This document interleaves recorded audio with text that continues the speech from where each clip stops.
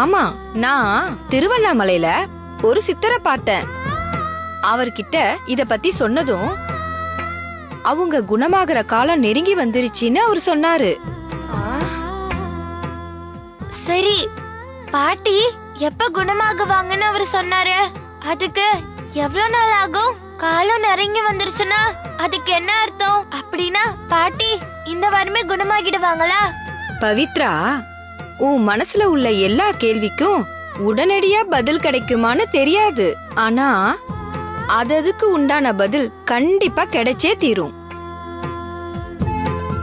அதே மாதிரி உன்னோட எல்லா கேள்விக்கான பதிலும் கண்டிப்பா கிடைக்கும். அது எப்போ எப்படின்னு நீ யோசிக்காத, அத சாமி பாத்துக்கும். இது வரைக்கும் நீ செஞ்ச மாதிரியே உன் பாட்டிக்காக தொடர்ந்து பிரார்த்தனை பண்ணாலே போதும். அதுக்கான பலன் உன்னை தேடி வரும். சரியா? சரிங்கம்மா.